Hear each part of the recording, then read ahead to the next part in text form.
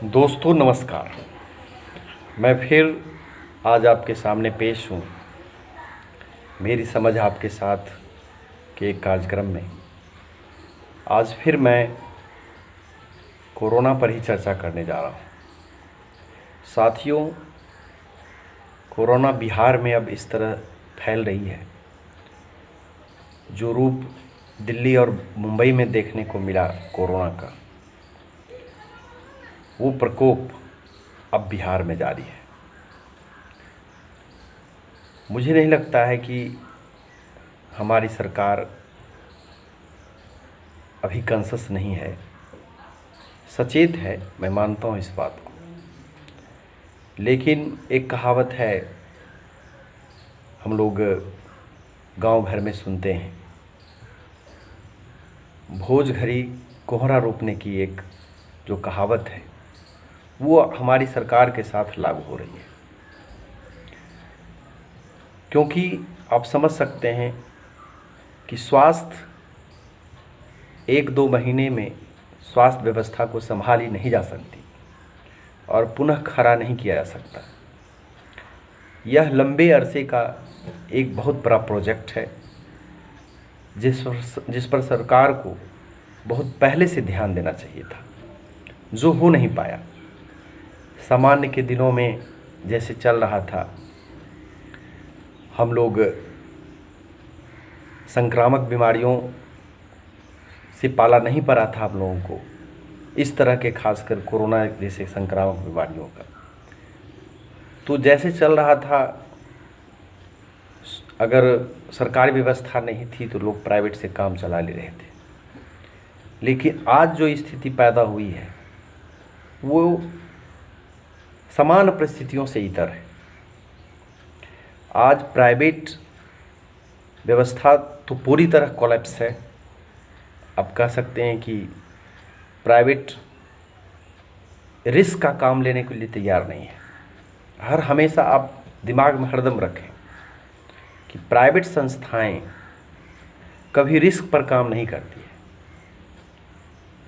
वो positive risk लेने के लिए तैयार होता है, लेकिन इस तरह का रिस्क लेना, जानलेवा रिस्क, प्राइवेट संस्थाएं नहीं ले सकती। क्योंकि प्राइवेट संस्थाएं आम लोगों के प्रति उत्तरदायी नहीं होता है। और वह यही कारण है कि आज के डेट में पटना जैसा शहर, जो कि चिकित्सा और शिक्षा के लिए मशहूर माना जाता है, वहाँ की घटनाएं आ रही है कि बड़े से बड़े लोग कोरोना से पीड़ित हैं और पैसे की गठरी लेकर एक अस्पताल से दूसरे अस्पताल जा रहे हैं। कोई अस्पताल, चाहे वो रूबन हो, पारस हो, तारा हॉस्पिटल हो, कोई उसे एडमिट करने को तैयार नहीं है। ये स्थिति बन चुकी है प्राइवेट अस्पतालों का। और हम देखते हैं क्या, आज के युवा को भी सीख लेने की ज़रूरत है। क्योंकि जब वे खुले कंठ से निजीकरण का समर्थन करते हैं तो उन्हें आज की परिस्थिति को ज़रूर देखना चाहिए कि क्या होता है निजीकरण। निजीकरण हो जाने पर या निजीकरण हो रही प्रक्रियाओं में जो संस्थाएं सामने आती है, वो आपके लिए उत्तरदायी नहीं होता है। सार्वजनिक संस्थाएं आपके लिए उत्तरदायी है। वहाँ की व्यवस्था पर आप चोट कर सकते हैं, आप वहाँ की व्यवस्था को लेकर सरकार को घेर सकते हैं, लेकिन निजी संस्थानों को लेकर आप किसको घेरिएगा? आपने अनिल अंबानी या मुकेश अंबानी को वोट थोड़े ही दिया है, इसलिए उसको आप घेर नहीं सकते। वो जैसी सेवा देता है, आपको पसंद है तो लेना है तो लीजिए, नहीं लेना है तो नहीं लीजिए। पैसे दीजिए, सेवा लीजिए, वो भी उसके कंडीशन पर। आपकी वहाँ कुछ चलने वाली नहीं है। इसलिए कभी भी हमें निजीकरण का खुला समर्थन नहीं करना चाहिए। सार्वजनिक संस्थाएं ही आपकी अपनी संस्था है। सार्वजनिक संस्थाएं पर ही आप ब्लेम लगा सकते हैं दावा कर सकते हैं, सरकार को इसको लेकर घेर सकते हैं। और आज की सार्वजनिक संस्थाएं जो है, स्वास्थ्य संबंधी संस्थाएं, मैंने पहले ही कहा कि पहले से ही चरमराई हुई स्थिति में थी। और आज अगर सरकार कॉन्शस भी है तो एक दिन में ये खड़ी होने वाली नहीं है। इसलिए मैं यह वीडियो तत्काल इसलिए बना रहा हूँ कि लोग सचेत हों। मैं पुनः आग्रह करता हूँ ईच एंड एवरी बच्चों से, अभिभावकों से, सभी श्रोतागणों से जो मुझे सुन रहे हैं, आप इस निवेदन को जरूर मानें। कोरोना का तत्काल अभी कोई इलाज नहीं है। और अगर यकीन माने आप, तो ये तो दिमाग में सेट ही कर लें कि कम से कम साल भर तो कोई वैक्सीन भी आने वाला नहीं। तो इस दौर में हमें झेलना है, इस कोरोना को झेलना है। तो झेलने की जो प्रक्रिया है वो बचाव से ही संभव है। और वो बचाव के लिए कुछ शर्त हैं जो कि हमारे प्रधानमंत्री जी भी कई बार रिक्वेस्ट कर चुके हैं। स्वास्थ्य सेवा संबंधी जितने भी क्षेत्र हैं, चाहे WHO हो या भारत की स्वास्थ्य मंत्रालय हो, बार बार रिक्वेस्ट कर चुका है। हमें उनके रिक्वेस्ट का पालन करना चाहिए, दूरी बरतनी चाहिए, ज़रूरत ना हो तो बाहर नहीं निकलनी चाहिए, बाहर निकलें तो मास्क पहन कर निकलें, मास्क ना हो तो कम से कम फेस पर रुमाल, गमछा कुछ भी बांध कर ही निकलें। घर आएँ तो हाथ ज़रूर धोएं, खास करके जब आप घर आते हैं तो सैनिटाइज़र नहीं है साबुन से धोएं। घर में भी हैं तो बार बार प्रयास करें, घंटे डेढ़ घंटे में हाथ धोते रहें। अपने बच्चों को घर में रखें, सेफ्टी से रहें, सुरक्षित रहें। और ध्यान दें कि बेवजह हम कहीं मार्केट ना जाएं, कहीं भीड़ वाले जगह पर ना जाएं। शादी समारोह को आप या तो एक आदमी जाएं अगर जाना ज़रूरी हो।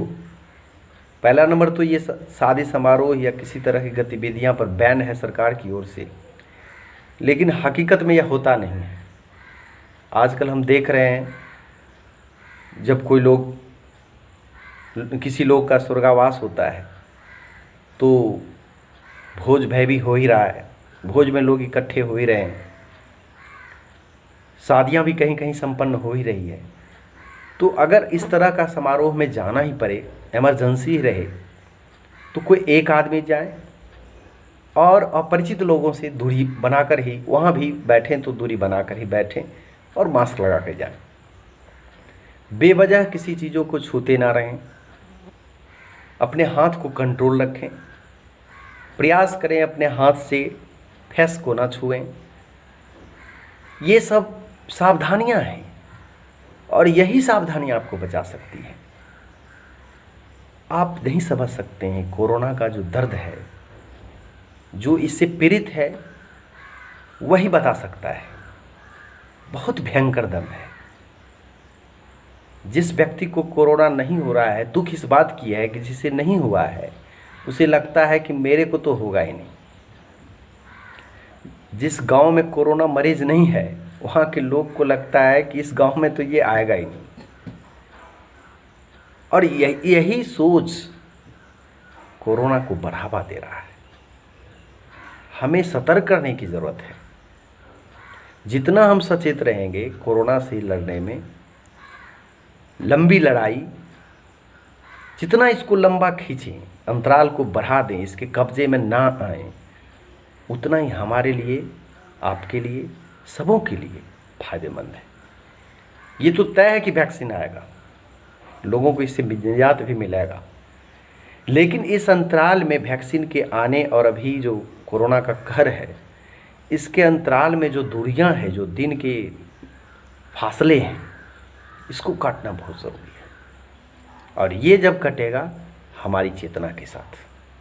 हम सचेत होंगे, हम अपने बच्चे को अलर्ट रखेंगे, हम अपने परिवार के सदस्यों को समझाएंगे। अगर ये सब करने में हम सक्षम हो जाते हैं तो मुझे पूरा विश्वास है कि हम इसके कहर से बच सकते हैं और अपने समाज को बचा सकते हैं। ज़रूरत है मिलकर इससे लड़ने का, इसे बचाव करने का। कोई एक आदमी के बस में ये चीज़ नहीं है। मैं अभी भी देखता हूँ कुछ लोग बैठ के ताश खेलते रहते हैं, कुछ लोग सामूहिक तौर पर ही हर बार बैठ रहे हैं। तो आप अगर परिचित लोगों के साथ घर में बैठ रहे हैं तो इससे ज़्यादा समस्या नहीं है।